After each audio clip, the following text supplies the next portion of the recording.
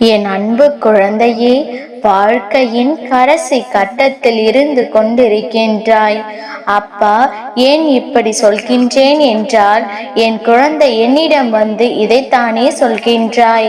அப்பா, இப்பொழுது நீங்கள் என் வாழ்க்கையை மாற்றி தராவிட்டால் இதோடு என் வாழ்க்கையை நான் முடித்துக் கொள்வேன்.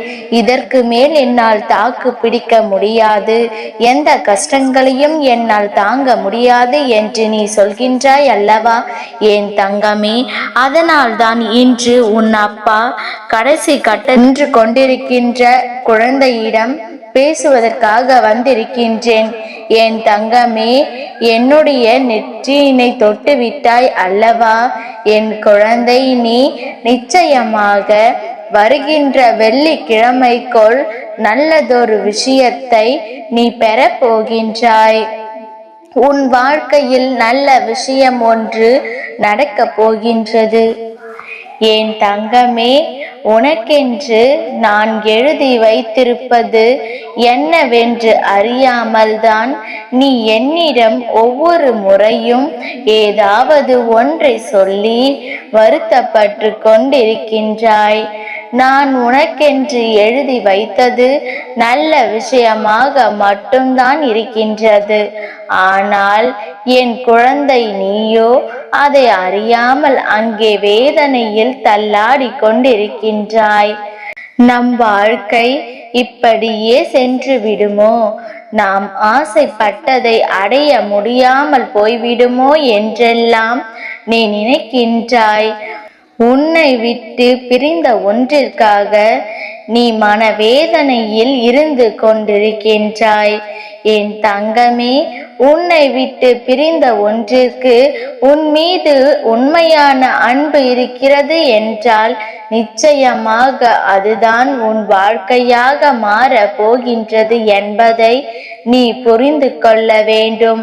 அதை விடுத்து நீ தேவையில்லாமல் இங்கே வேதனைப்பட்டு புலம்புவதால் ஒன்றுமாக போவது இல்லை. உண்மையாகவே உனக்கு தெரிந்தது என்றால், அவருக்கு உண்மையான அன்பு இருக்கிறது என்றால், நீ புரிந்து கொண்டாய் என்றால், உன்னுடைய அன்பினை அவருக்கு உணர்த்துவதற்கு உன்னாலான முயற்சிகளை செய். இதுதான் உன் வாழ்க்கை, இதுதான் உன்னுடைய இறுதி முடிவு என்று இருக்கும் பொழுது நீ விட்டு விடாதே. என் தங்கமே, நீ யார், உன்னுடைய உண்மையான அன்பு என்ன என்பதை அவருக்கு நீ நிச்சயமாக நிரூபிக்க முயற்சி செய்ய வேண்டிய கால கட்டாயத்தில் தான் இருந்து கொண்டிருக்கின்றாய். என் குழந்தை, உன்னுடைய வாழ்க்கை நல்லபடியாக இருக்க வேண்டும் என்று தான் இந்த அப்பாவாகிய நான் உனக்கு ஆசீர்வாதங்களை வழங்கி கொண்டிருக்கின்றேன். என் தங்கமே, வாழ்க்கையில் எத்தனை கஷ்டங்களை யார் வேண்டுமானாலும் உனக்கு கொடுக்கலாம். ஆனால் நீ என் குழந்தை அல்லவா? என்ன கஷ்டங்கள் வந்தாலும் எல்லாவற்றையும் தூக்கி எறிந்துவிட்டு வெற்றி நடை போடுவதற்கு நீ பழகி கொண்டிருக்கின்றாய் அல்லவா? அதனால் எப்பொழுதுமே வாழ்க்கையில் நடக்கின்ற முன்னேற்றத்திற்காக மட்டுமே நீ பாடுபட வேண்டுமே தவிர ஒருபோதும் மற்றவர்களின் செயல்களை கண்டு நீ வேதனைப்படக்கூடாது. என் தங்கமே, பணம் உன்னிடம் குறைவாக இருக்கின்றதே என்று நினைத்து வேதனைப்படாதே. பாவத்தை அதிகமாக சேர்க்காமல் இருக்கின்றோமே என்று நினைத்து நீ சந்தோஷப்பட வேண்டும்.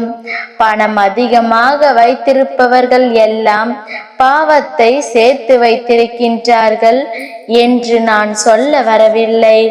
உன்னிடம் இல்லை என்றாலும் இந்த ஒரு குணம் உன்னிடம் இல்லை என்று நினைத்து நீ சந்தோஷப்பட வேண்டும் என்று தான் அப்பா உனக்கு அறிவுரைகளை வழங்குகின்றேன்.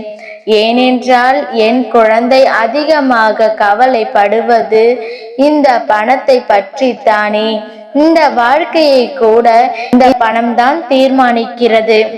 நம்மோடு யார் வாழ வேண்டும் என்பதை கூட இந்த பணம்தான் நிர்ணயித்து வைத்திருக்கிறது என்றெல்லாம் என் குழந்தை மனதளவில் வேதனைப்படுகின்றாய் அல்லவா? அதற்காகத்தான் அப்பா சொல்கின்றேன், யார் உன்னிடம் இல்லை என்றாலும் ஒன்றை மட்டும் நீ பதிலாக சொல், பணம்தான் என்னிடம் இல்லையே தவிர ஒருபோதும் யாருக்கும் எந்த பாவத்தையும் எந்த துரோகத்தையும் மனதளவில் நான் செய்தது கிடையாது என்பதனை நீ தங்கமே வீர உள்ளவனாக இருக்க வேண்டியதை விட கருணை உள்ளம் கொண்டவனாக இருக்க வேண்டும். ஏனென்றால் வீரம் என்பது உன்னை மட்டுமே காத்து நிற்கும். ஆனால் நீ மற்றவர்கள் மீது காட்டுகின்ற கருணை என்பது உன்னுடைய வருங்கால சந்ததிகளையும் சேர்த்து காக்கும் என்பதை நீ மறந்து விடாதே. என் குழந்தை, நீ இன்று செய்கின்ற புண்ணியங்கள் எல்லாமே உன்னுடைய சந்ததியினருக்கு மட்டுமே சேரும் என்பதை மறந்து விடாதே. ஒவ்வொரு புண்ணியமும் உன்னுடைய வருங்காலத்திற்கு மிக பெரிய வாழ்க்கையாக அமைத்துவிடும் என்பதை நீ நினைவில் வைத்து கொள்ள வேண்டும்.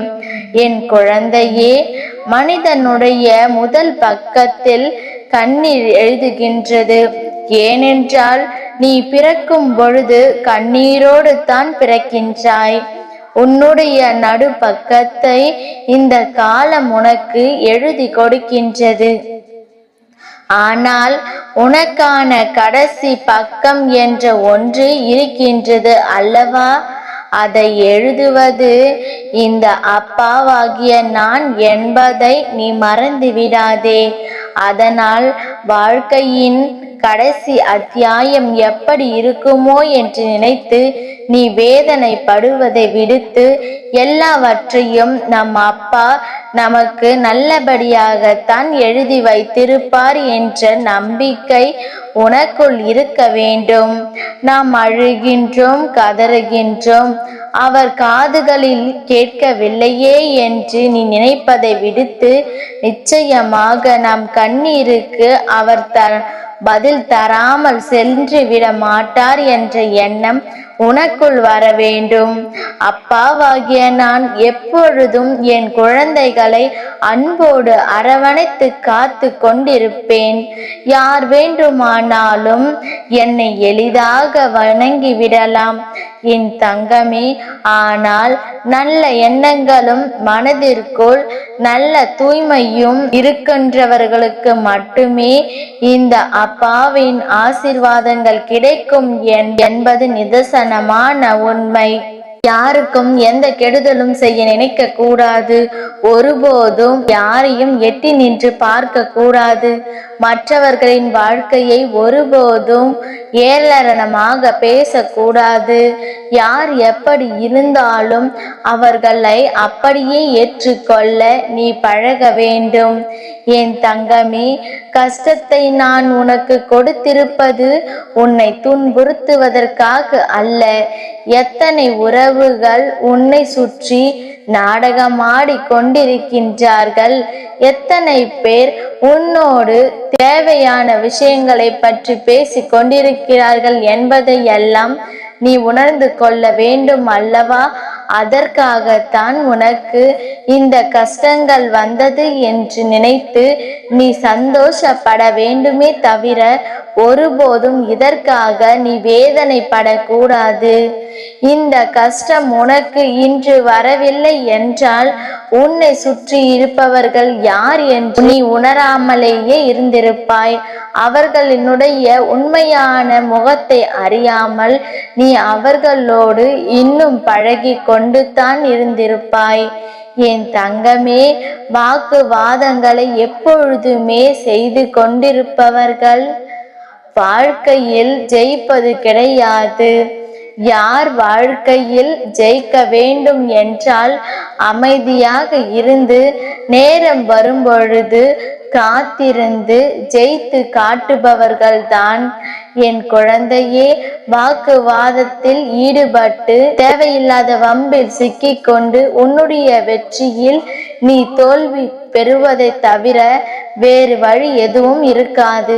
என் தங்கமே, ஒரு பொருளை அடைய வேண்டுமானால், ஒரு வெற்றி இலக்கை நீ தொட வேண்டுமானால், அதனை செய்வதற்கு முன்பாக யாரிடமும் பகிர்ந்து கொள்ளாதே. வெற்றியினை பெற்ற பிறகுதான் நீ வந்து பகிர வேண்டும்.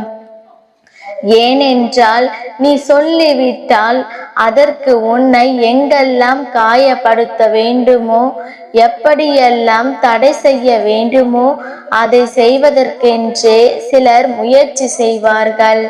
உன் மனதிற்குள் எதிர்மறை எண்ணங்களை விதைத்து விடுவார்கள். அதனால் என் குழந்தை, நீ வெற்றியினை பெற்ற பிறகுதான் எல்லோரிடமும் சொல்ல வேண்டும் என்பதை நீ மறந்து விடாதே. என் தங்கமே, இந்த வாழ்க்கையில் நடக்க இருக்கின்ற எல்லா விஷயங்களும் இந்த அப்பாவின் பார்வையில் இருந்து ஒருபோதும் தப்பிவிடாது. நான் உன்னை ஒருபோதும் வேறு யாராகவும் நினைத்தது கிடையாது. நீ தவறே செய்தாலும் என்னுடைய குழந்தைதான். நான் உன்னை திருத்தி நல்வழியில் கொண்டு வருவேனே தவிர ஒருபோதும் உன்னை விட்டுவிட மாட்டேன். என் பிள்ளை என்னை நினைக்கின்ற பொழுதெல்லாம் அப்பா அப்பா என்று வாயார அழைக்கின்றாய் அல்லவா? உன்னுடைய இந்த அழைப்பினை கேட்டு நான் ஓடோடி வராமல் இருந்து விடுவேனா என்ன? என் குழந்தை, என் மீது கொண்டிருக்கின்ற அன்பு ஒவ்வொரு முறையும் இந்த அப்பாவாகிய என்னை மெய்சிலிர்க்க வைக்கத்தான் செய்கின்றது. நான் ஒருபோதும் யாருக்கும் எந்த கெடுதலும் செய்ய நினைப்பது கிடையாது. என் குழந்தைகள் தீயதை செய்தாலும் நான் என் குழந்தைக்கு நல்லதை மட்டுமே வழங்க முற்படுவேன். என் பிள்ளை தவறு செய்துவிட்டு நீ அதை உணர்ந்து கொண்டால் போதும். நீ என்னிடம் வந்து மன்னிப்பு கேட்டால் போதும். இந்த அப்பா நிச்சயமாக உன் வாழ்க்கையில் இருக்கின்ற கஷ்டங்களை எல்லாம் தூக்கி எறிந்து விட்டு உன்னை நல்வழிப்படுத்தி, நான் இந்த அப்பாவாகிய நான் என்னோடு உன்னை அரவணைத்து வைத்துக் கொள்வேன் என்பதனை நீ மறந்து விடாதே. என் குழந்தை, வெள்ளிக்கிழமைக்குள் நீ இப்பொழுது வருத்தப்பட்டு கொண்டிருக்கின்ற விஷயத்தில் நல்ல செய்தி ஒன்றினை நிச்சயமாக கேட்டு விடுவாய். அதன் பிறகு இந்த அப்பாவிடம் வந்து நீ நன்றி சொல்வாய். உன்னை பற்றி நினைத்தது எத்தனை தவறு அப்பா என்று நிச்சயமாக நீ என் முன்னால் வந்து நின்று என்னுடைய சக்தியை உணர்ந்து கொள்வாய். என்னுடைய தங்க பிள்ளைக்கு இந்த அப்பாவின் ஆசீர்வாதங்கள் என்றென்றும் கிடைத்து கொண்டே இருக்கும்.